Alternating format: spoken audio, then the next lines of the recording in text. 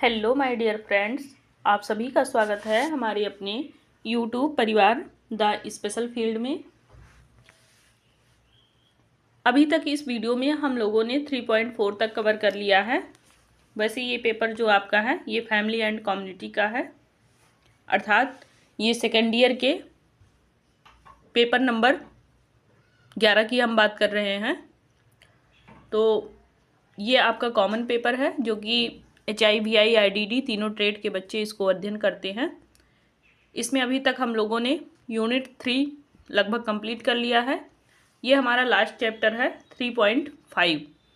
तो चलिए इसको शुरू करते हैं। समुदायों में दिव्यांग बच्चों और उनके परिवारों के अधिकारों की रक्षा करना, ये हमारा टॉपिक है। तो एक समुदाय में जो दिव्यांग बच्चे होते हैं उनके परिवार के अधिकारों की रक्षा किस प्रकार की जाती है, इस पे हम चर्चा करेंगे। तो सबसे पहले दिव्यांग बच्चों की सुरक्षा करना होता है। इसमें जो भी दिव्यांग बच्चे होते हैं वे दुनिया के सबसे हाशिए पर रहने वाले बच्चों में से एक होते हैं, अर्थात ये सभी जो बच्चे होते हैं वे सामान्य बच्चों से थोड़ा सा अलग होते हैं, तो सबकी नज़र में होते हैं ये। और इन बच्चों को लगभग हर जगह पे निराशा मिलती है, चाहे वो समुदाय हो या अन्य जगह हो। अगर वहाँ इनको सपोर्ट नहीं मिल रहा है तो एक तरीके से इनको वहाँ पर निराशा झेलनी पड़ती है। इसके साथ साथ हीन भावना भी आ जाती है इनमें, और कुछ अपवादजनक शब्दों को भी इनको सुनना पड़ता है।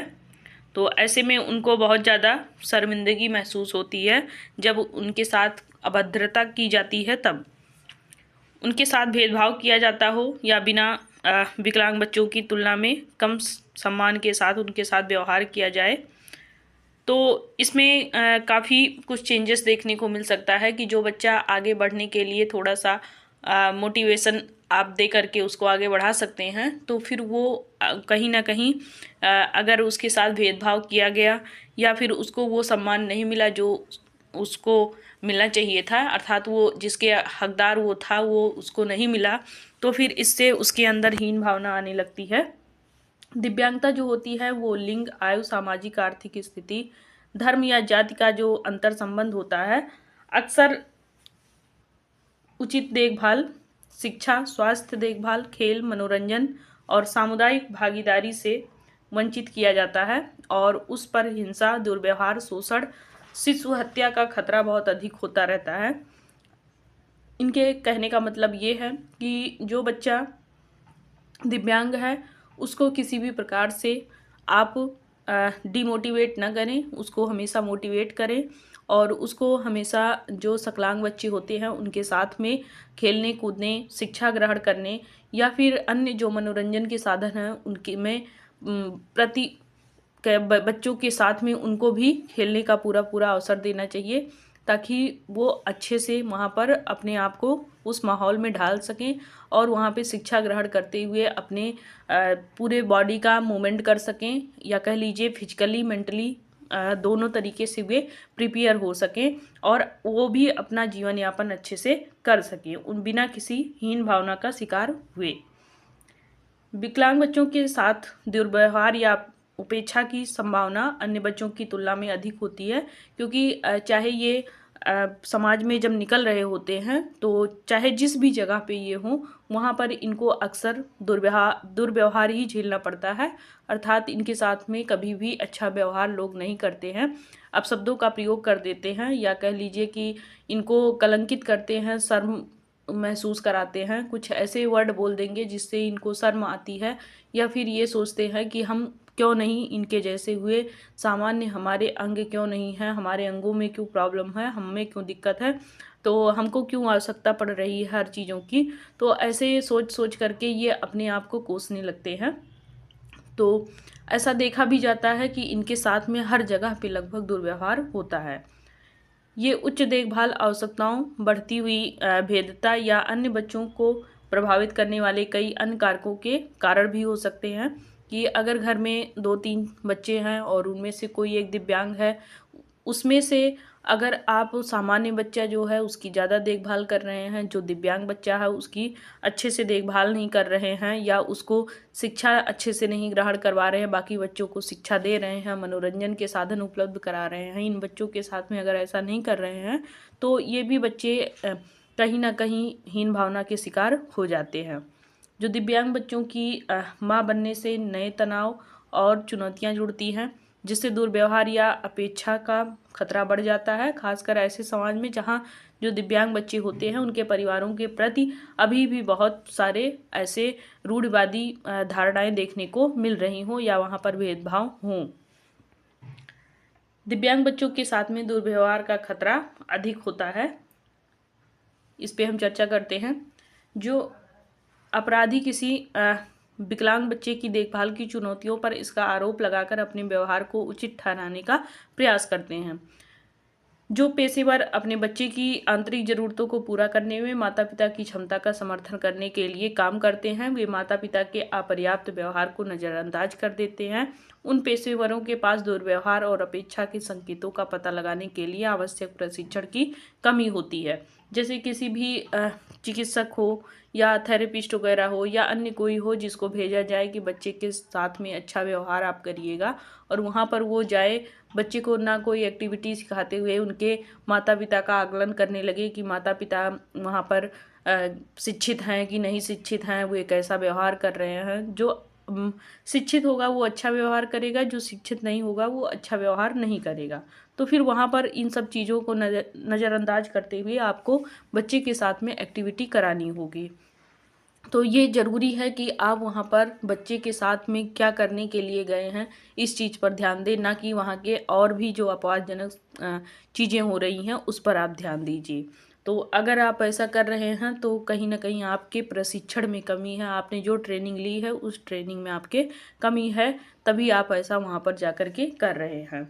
बाल कल्याण पेशेवरों में बच्चे के साथ प्रभावी ढंग से संवाद करने या दिव्यांग बच्चों की ज़रूरतों का सटीक आकलन करने या समझने के लिए आवश्यक विशेष कौशल की कमी हो।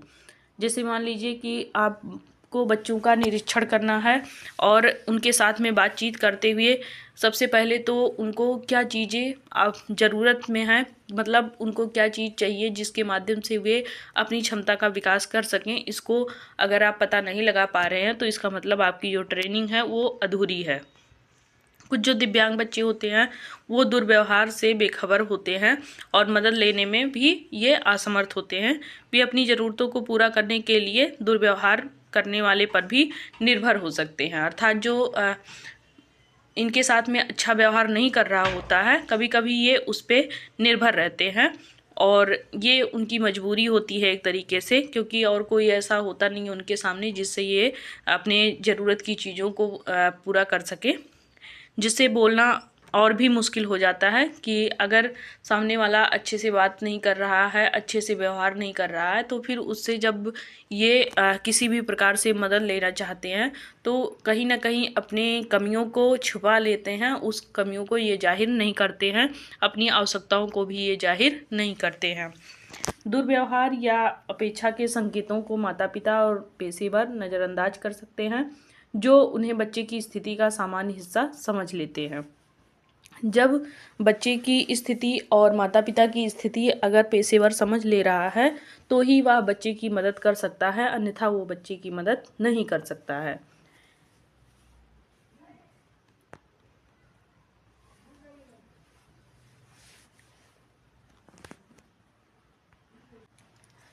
इसी के चलते हुए कुछ ऐसे भी समाज में रूढ़िवादी धारणाएं अभी भी व्याप्त हैं जो दिव्यांग बच्चों को और युवाओं की रक्षा में, सुरक्षा में कह लीजिए, तो अपेक्षा या विफलता की समस्या में अपना योगदान देते रहते हैं।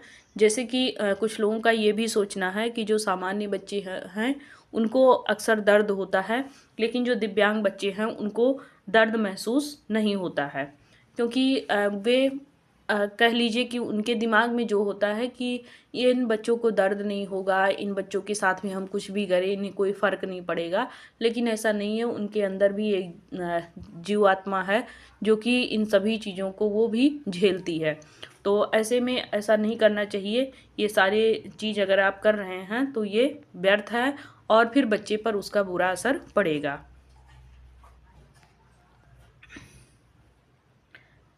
विकलांग बच्चों के साथ में दुर्व्यवहार के आरोप अक्सर स्पष्ट रूप से झूठे होते हैं। जहां उन लोगों से संपर्क किया जाता है तो सुरक्षा कर सकते हैं और रक्षा कर सकते हैं, तो अपनी कभी कभी उन्हें यह कहते हुए, स्वयं को माफ़ करते हुए सुना होगा कि आप जानते हैं कि बच्चा अक्सर ये बातें कहता है और उसके परिवार देखभाल करता समर्थक व्यक्ति ने कहा कि यह सच नहीं है। जैसे अभी आप बच्चे से मिलिए, तो बच्चा जो कुछ भी बताता है तो वो जो कुछ झेल रहा होता है उसी को बताता है। लेकिन उसके घर वाले या फिर जो और पेशेवर होते हैं जो कि मतलब उसकी देखभाल कर रहे होते हैं, उसको ट्रेनिंग दे रहे होते हैं, एक्टिविटी वगैरह कराते हैं या टेक्निक्स यूज कर करके उन बच्चे को थोड़े से सुधारने के प्रयास की दृष्टि से उनको भेजा गया होता है। तो वहाँ पर अगर बच्चा, उसको कोई तकलीफ़ है, वो जब खुल के बताता है, तो फिर वहाँ पर माता पिता के साथ साथ वो लोग भी झूठ बोल जाते हैं जो वहाँ पे ट्रेनिंग दे रहे होते हैं।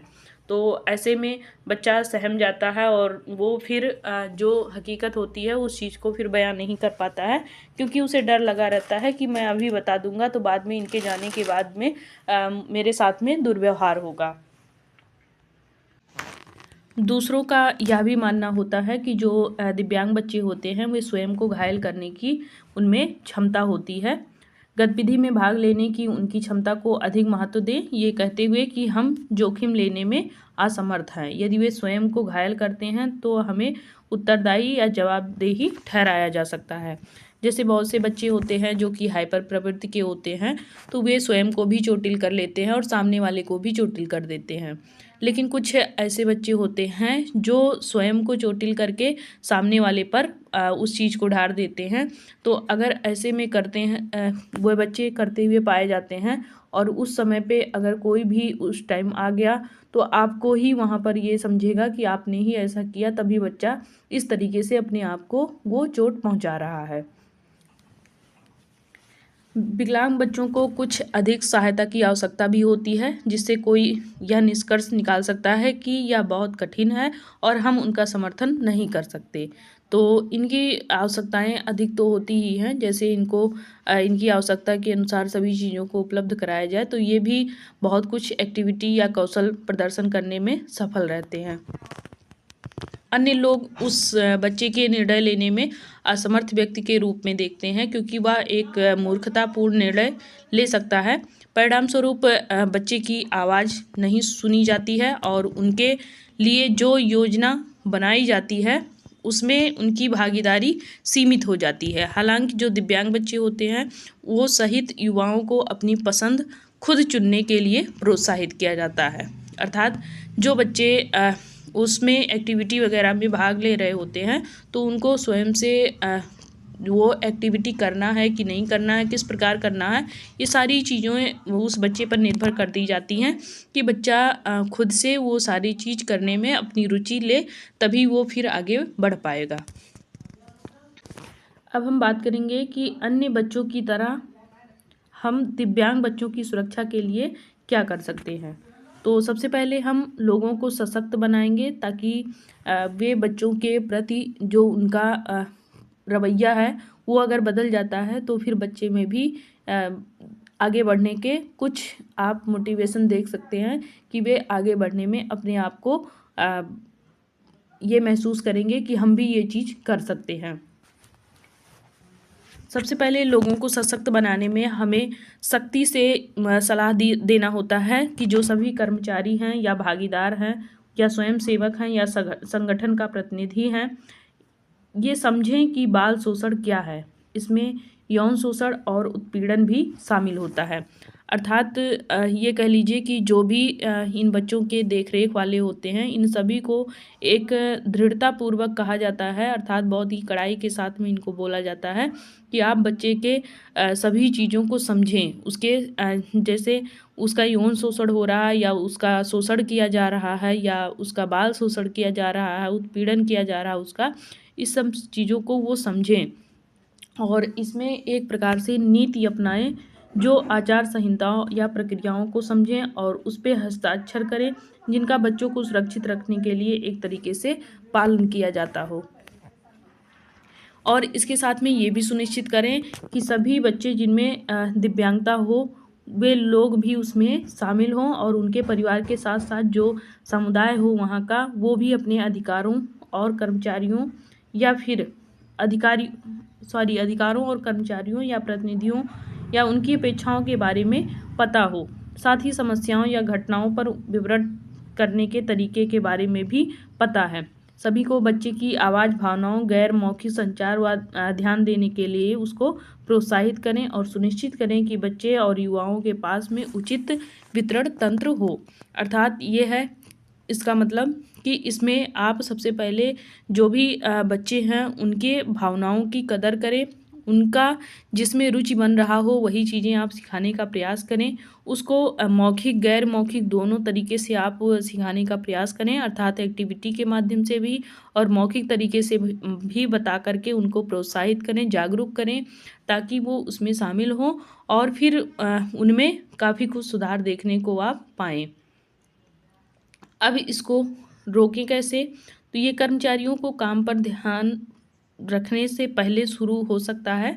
उसके बाद एक तरीके से एक पृष्ठभूमि जांच तैयार की जाती है, जिसमें भर्ती प्रक्रिया में बाल सुरक्षा के बारे में प्रश्न शामिल किए जाते हैं और ये सुनिश्चित किया जाता है कि कर्मचारी या प्रतिनिधि संगठनात्मक गतिविधियों के दौरान बच्चों के लिए जो भी संभावित जोखिमों की पहचान करें, अर्थात जो उनमें कमियां दिख रही हैं या फिर उनसे और भी ज़्यादा गंभीरता रूप दिव्यांगता ले सकता है, इन सभी का पहचान करें और उसका एक खाका तैयार करें, उनका विश्लेषण करें, बारीकी से जांच करें, पहचानें कि क्या क्या ऐसे जोखिम के आधार हो सकते हैं। उन सभी पर एक तरीके से योजना बना करके बच्चों या समुदायों को या फिर जो जवाबदेही तंत्र हो, अर्थात वहाँ का पूरा एक तरीके से समुदाय हो, उन सभी समुदायों से प्रतिक्रिया के जवाब में निवारक चीज़ें वहाँ पर समायोजन करें या उसकी निगरानी करें, अर्थात जो चीज़ें बच्चों के हित में हों वही सारी चीज़ों का वहाँ पे समायोजन किया जाए। ये भी सुनिश्चित किया जाए कि जो चिकित्सक के साथ में सहयोग करता है वो भी याद रखें कि उनकी सुरक्षा में किसी भी प्रकार की कोई कमी ना हो, उनको भी उस कार्यक्रम के गतिविधियों में शामिल किया जाए, जागरूकता लाया जाए, उनमें नीतियों को अपनाया जाए, प्रक्रियाओं की सुरक्षा का यहाँ पे संदर्भ एक तरीके से दिया जाए, ताकि उनको भी ये ध्यान रहे कि हमें इन सभी नीतियों या प्रक्रियाओं को किस प्रकार से पालन करना है, या जो कार्यस्थल है या फिर अन्य कोई जगह है जहाँ, या फिर बाहर है, ऑनलाइन है, किसी भी सिस्टम के माध्यम से अगर उन्हें जागरूक करना है तो उसको भली भात 1 बाय 1 करके सभी नियमों को वो सामने वाले को समझाएं। नेक्स्ट है विवरण। अब हम बात करेंगे विवरण क्या होता है। तो विवरण का मतलब ये होता है कि आप माता पिता, बच्चे के जो हैं या फिर बच्चा, इन सभी के देखभाल करने वाले जो समुदाय हैं या फिर उनमें जो भी लोग शामिल होते हैं जो बच्चे के उत्थान में लगे होते हैं, उन सभी की निगरानी करें। वो किस प्रकार से योजनाओं को वहाँ पर लागू कर रहे हैं या नियमों का संचालन कर रहे हैं, वहाँ पर कैसा व्यवहार कर रहे हैं, या फिर उन बच्चों के लिए वो क्या क्या कर रहे हैं, क्या वे सभी नियम या जो उनके लिए किया जा रहा है क्या उनके अनुकूल है या नहीं है।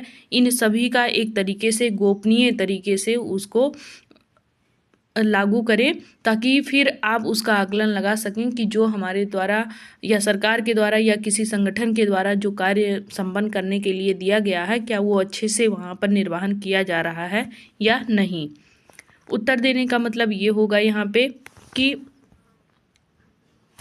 जैसे एक कानून होता है, जब कोई अपराधी पर मुकदमा चल रहा होता है या वो उसने कोई ऐसा अपराध किया होता है जो फिर क्षम्य नहीं होता है, तो एक तरीके से उसका मुकदमा काफ़ी दिन तक चलता है और उस पर सारी चीज़ें लागू होती हैं कि अगर वो पकड़ा गया है और किसी भी जेल में है या कहीं भी है तो वहाँ पर नियमों के अंतर्गत वहाँ पर रहे। लेकिन अगर वहीं पर वो किसी भी प्रकार से उल्लंघन कर रहा है तो फिर उसको जवाब देना होता है। साथ ही साथ वहाँ पर जो भी निगरानी में होते हैं उन सभी को वहाँ पर जवाब देना होता है। वैसे ही इन बच्चों के साथ में भी है कि अगर यहाँ पर जिस किसी स्पेशल एजुकेटर को या फिर अन्य डॉक्टर, चिकित्सक या किसी को भी यहाँ पे भेजा जा रहा है उनकी एक्टिविटी के लिए या उनकी देखभाल करने के लिए, तो अगर उसमें किसी भी प्रकार का कोई भी वहाँ गड़बड़ी देखने को मिल रही है या फिर उनके सेवाओं में कमी देखने को मिल रही है, तो जो इसकी जवाबदेही होते हैं वे स्वयं होते हैं, उन्हीं से सारे पूछताछ किए जाते हैं। नेक्स्ट टॉपिक है हमारा जाने का मतलब यहाँ पे क्या होगा कि जवाबदेही की प्रणाली बनाएं और इसको सुनिश्चित करें कि सीखने और सुधार करने के लिए बाल संरक्षण प्रक्रियाओं की निगरानी की समीक्षा कैसे की जाए। किसी भी समीक्षा में बच्चों और समुदायों को शामिल करें, प्रतिक्रिया मांगें और उसके परिणाम स्वरूप ही उसमें परिवर्तन करें। बच्चों की असुरक्षा का अंतर्निहित कारण अक्सर उनके द्वारा सामान किए गए जाने वाले गहरे कलंक और भेदभाव से जुड़ा होता है। भेदभावपूर्ण रवैया इस विश्वास से उत्पन्न हो जाता है कि दिव्यांग बच्चे किस तरह इनसे अलग हैं और उनका जीवन अन्य बच्चों की तुलना में कम मूल्यवान है, या फिर वे बच्चों के समान चीज़ों को महसूस, अनुभव या समझ नहीं पाते हैं। जो बच्चे अलग सामान्य होते हैं वे अलग तरीके से महसूस करते हैं, अनुभव करते हैं, समझते हैं, लेकिन ये बच्चे उस तरीके से नहीं कर पाते हैं। तो ये जो रवैया होता है अक्सर कह लीजिए कि अज्ञानतावश होता है या गलत होता है। इस तरीके के जो प्रणालियाँ होती हैं उस पर विश्वास नहीं करना होता है, और अगर आप विश्वास कर रहे हैं इस पर तो ये उसी का परिणाम होता है। और वे विकलांग बच्चों के साथ में दुर्व्यवहार कर रहे हैं या बर्खास्तगी कर रहे हैं और उसको यहाँ पर नियमों के साथ में नहीं पालन कर पा रहे हैं, तो फिर ऐसे लोगों को इस चीज़ से जागरूक होना चाहिए कि ये भी जो बच्चे हैं इनको भी समान अधिकार और अवसर इनको प्राप्त है। ये भी उन सभी अधिकारों को या फिर समान अवसरों का लाभ उठा सकते हैं। दिव्यांग लड़कियों को सामाजिक बहिष्कार और गरीबी का सामना करना पड़ता है और उन्हें घर का बना भोजन मिलने, शिक्षा या रोजगार से बाहर किए जाने और स्वास्थ्य देखभाल या सहायक उपकरण मिलने की संभावना यहाँ पर कम देखी जाती है। उनकी बढ़ती असुरक्षा के कारण यौन दुर्व्यवहार भी इनके साथ में ज़्यादा किया जाता है। शोषण के प्रति भी ये काफ़ी संवेदनशील होते हैं। दिव्यांग लड़कियों को यौन शोषण, दुर्व्यवहार और उत्पीड़न से पूरी तरह से बचने के लिए उनके सामने आने वाले जो जटिल नुकसानों की पहचान करना और उनका मुकाबला करना, ये सबसे महत्वपूर्ण यहाँ पे होता है, क्योंकि इनको अगर सुरक्षा प्रदान करना है तो सबसे पहले इनकी निगरानी करनी होती है। इनके साथ में भी काफ़ी दुर्व्यवहार देखने को मिलते हैं। नेक्स्ट है पॉइंट हमारा सूचना। जिस वातावरण में बच्चे स्वयं को पाते हैं उनकी दिव्यांगता के बजाय उन्हें दुर्व्यवहार के प्रति संवेदनशील बनाना चाहिए। और दूसरे शब्दों में हम कहें तो संगठन ऐसी स्थितियां यहाँ पे पैदा करती है जो दिव्यांग बच्चों को खतरे में डालती है, और इन बाधाओं को दूर करना होता है, उनका मुकाबला करना होता है।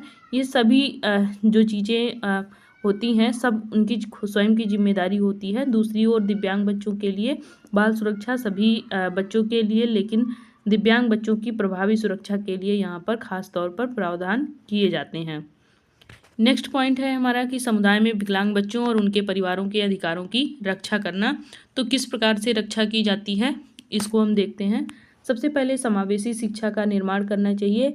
समावेशी शिक्षा का मतलब ये होता है कि यहाँ पर जो दिव्यांग बच्चे होते हैं उनको सामान्य बच्चों के साथ में शिक्षा दिया जाता है, क्योंकि यहाँ पर अगर सामान्य बच्चों के साथ में शिक्षा दे रहे हैं तो वो काफ़ी गुणवत्तापूर्ण शिक्षा होती है और सभी साथियों के साथ में मिल करके ये बच्चे भी अच्छे से वहाँ पर शिक्षा ग्रहण कर पाते हैं बिना किसी भेदभाव के। नेक्स्ट पॉइंट है कि भेदभाव विरोधी कानून। अगर बच्चों के अधिकारों की रक्षा नहीं हो पा रहा है, स्कूलों में स्वास्थ्य देखभाल या फिर अन्य क्षेत्रों में इनके साथ भेदभाव किया जा रहा है, तो भी इसके लिए कानून बने हैं जिसके अंतर्गत उनको सजा हो सकती है। तो ऐसे में आपको भेदभाव अगर कहीं देखने को मिल रहा है तो उसका विरोध करना चाहिए। नेक्स्ट है पहुँच। जो सार्वजनिक स्थान है, चाहे वो परिवहन हो या अन्य जानकारी हो, इन बच्चों के लिए जो सुलभ हो, जैसे रैंप या सांकेतिक भाषा, द्विभाषीय और ब्रेल सामग्री शामिल है इनमें, तो इन सब तक जो पहुंच होती है इन बच्चों की सरल बनाई जाती है। नेक्स्ट है कि स्वास्थ्य सेवाएं। इन बच्चों को चिकित्सा से संबंधित जो भी चीज़ें इनको ज़रूरत होती हैं, चाहे उपचार हो चाहे सहायक उपकरण हो, इन सभी तक इनको पहुंचाया जाता है, या कह लीजिए इनकी पहुंच को सुनिश्चित किया जाता है। नेक्स्ट पॉइंट है सहायता सेवाएं। तो सहायता सेवाएं क्या है कि इन परिवारों के साथ में ऐसे मेल जोल रखना चाहिए या नेटवर्क स्थापित रखना चाहिए जिनमें कोई बच्चा दिव्यांग हो, तो क्योंकि उसकी मदद करने के लिए या फिर उसको परामर्श देने के लिए या फिर उसके सामने आने वाली बाधाओं को दूर करने के लिए उनको जो भी सहायता दी जाए वो उन बच्चों तक पहुंच सके। नेक्स्ट पॉइंट है वकालत। यहाँ पर लोगों को जो हम प्रोत्साहित करते हैं वो दिव्यांग बच्चों के अधिकारों की सुरक्षा करने के लिए या फिर उनमें जागरूकता लाने के लिए लोगों को जब हम प्रोत्साहित करते हैं तो वही वकालत होती है। नेक्स्ट है प्रशिक्षण। प्रशिक्षण का मतलब होता है कि जो दिव्यांगता के क्षेत्र में जागरूकता लाते हैं या समावेशन चीज़ को लागू करते हैं तो उन सभी में समुदाय के जो सदस्य होते हैं या शिक्षक होते हैं या अन्य कोई होता है, उन सभी को एक तरीके से प्रशिक्षण दिया जाता है ताकि वे फिर इन बच्चों का अच्छे से देखभाल कर सकें। नेक्स्ट पॉइंट है शीघ्र हस्तक्षेप। अगर किसी भी बच्चे में आपको दिव्यांगता दिख रही है तो उसको जल्द से जल्द पहचान करते हुए शीघ्र हस्तक्षेप का कार्यक्रम लागू करना चाहिए। नेक्स्ट पॉइंट है कि सामाजिक समावेशन। सामाजिक समावेशन में क्या होता है कि जो भी बच्चे हैं इसमें चाहे जो भी गतिविधि हो रही हो उन गतिविधियों में इनको भी वहाँ पर भाग लेने का समान अवसर देना चाहिए जैसे एक सामान्य बच्चे को देते हैं। अगला पॉइंट है हमारा कानूनी सुरक्षा। अगर मान लीजिए किसी भी प्रकार से आपको वहाँ पर ये लग रहा है कि हम इसमें सुरक्षित नहीं है तो आप कानूनी प्रक्रिया का वहाँ पर सहायता ले सकते हैं। अगर भेदभाव हो रहा है या आपके साथ में कुछ गलत हो रहा है, जिस चीज़ को आपसे सहन नहीं हो रहा तो आप कानूनी प्रक्रिया वहाँ पर इस्तेमाल कर सकते हैं। क्योंकि कभी कभी जो बच्चे हैं वो जब जिस वातावरण में रह रहे होते हैं वहाँ पे उन्हें काफ़ी कुछ झेलने को मिलता है, यहाँ तक कि कुछ वहाँ पर जोखिम भरे कार्य भी हो जाते हैं। तो ऐसे में बच्चे को काफ़ी चोटिल होना पड़ता है और उनके भावनाओं को ठेस पहुंचता है, तो ऐसे में वो कानूनी प्रक्रिया का सहारा ले सकता है। नेक्स्ट पॉइंट है कि दिव्यांगता समावेशी बाल सुरक्षा संबंधी जागरूकता बढ़ाने में कम से कम शामिल होना चाहिए। सामान्य समझ स्थापित करना। नेक्स्ट है कि दिव्यांगता अधिकार UNCRPD और UNCRC ढांचे का उपयोग करके जो भी झूठ की चीज़ें होती हैं या कलंक की चीज़ें होती हैं उसको कम करना। नेक्स्ट पॉइंट है कि विकलांग बच्चों के लिए विशिष्ट दुर्व्यवहार और जोखिम। अगला पॉइंट है दिव्यांग बच्चों के लिए दुर्व्यवहार के संकेत और विकलांग बच्चों के बारे में जागरूकता बढ़ाने पर विचार या फिर हानिकारक भाषा के जोखिम। तो विकलांग बच्चों की सुरक्षा का सबसे अच्छा तरीका उनके लिए अधिकारों के बारे में जानकारी देना, अर्थात बच्चे के अधिकार क्या हैं इन सब के बारे में अगर आप उसको बता रहे हैं तो फिर बच्चा अपना स्वयं से अपने अधिकारों की भी रक्षा कर सकता है और स्वयं भी वो सुरक्षा महसूस करेगा। यदि किसी बच्चे को सुरक्षा के अधिकार के बारे में शिक्षित किया जाता है तो वे दुर्व्यवहार का विवरण करने के लिए बेहतर ढंग से सुसज्जित होंगे। यह सुनिश्चित करने के लिए विकलांग बच्चे अपने अधिकारों को समझें और जानें कि संगठनात्मक बाल सुरक्षा प्रणाली से क्या अपेक्षा की जानी चाहिए। तो ऐसे में और भी बजट पर विचार किया जाना चाहिए, जैसे कि विकलांग बच्चों को उनके अधिकारों के बारे में सबसे पहले प्रशिक्षण दें। फिर समावेशी बाल अधिकार सभा जैसे सहकर्मी समर्थन और बच्चों के नेतृत्व वाले शिक्षण सत्रों की स्थापना करना और उसका फिर संचालन करना। नेक्स्ट है कि सुरक्षा प्रक्रियाओं की जांच के दौरान जो दिव्यांग बच्चों के साथ परामर्श सत्र चल रहा हो उन सभी में दिव्यांग बच्चों को वहाँ पर चाहे जैसे भी वो दिव्यांग हो, अर्थात वो किसी भी कैटेगरी में दिव्यांग हो, उनको वहाँ पर शामिल करना। फिर विकलांग बच्चे अपने ऊपर होने वाले जो भी नुकसान हो या फिर जो भी उनको कष्ट हो रहा हो या उनकी भावनाओं को ठेस पहुंच रहा हो उन सभी चीज़ों को वहाँ पर रखें, समावेशी जानकारी लें और बच्चों के नेतृत्व वाले हितधारक प्रशिक्षण सत्र जो कि विकलांग बच्चों को अभ्यासकर्ताओं के साथ में बेहतर सुरक्षा सूचनाओं के लिए स्वयं वकालत करने में ये सक्षम बनाते हैं। इसी के साथ में हमारा ये चैप्टर समाप्त होता है और ये हमारा जो यूनिट है 3.5 ये कंप्लीट हो गया। इसी के साथ में हमारा ये पूरा यूनिट जो कि यूनिट था, इसमें 5 चैप्टर थे, ये पाँचों चैप्टर आपके कंप्लीट हो चुके हैं। तो आप लोगों को जहाँ कहीं भी वीडियो समझ में नहीं आया हो, आप लोग वीडियो को वहाँ पर 2 से 3 बार पढ़ें। अगर तब भी समझ में ना आए तो आप फिर हमारे पास फ़ोन भी कर सकते हैं, फ़ोन के माध्यम से भी आपको समझा सकते हैं। इसके साथ साथ आप कमेंट बॉक्स में भी लिख सकते हैं, तो हम कमेंट के माध्यम से भी आपको जो चीज़ें समझ में नहीं आएंगी उसको दोबारा से समझा देंगे। तो चलिए, आप लोग इस वीडियो को एंजॉय करिए और अपने साथियों को भी शेयर करिए, ताकि वो लोग भी इसका लाभ उठा सकें और अपनी पढ़ाई जारी रख सकें। तब तक के लिए bye bye, take care. Next video में हम मिलेंगे यूनिट 4 के साथ में।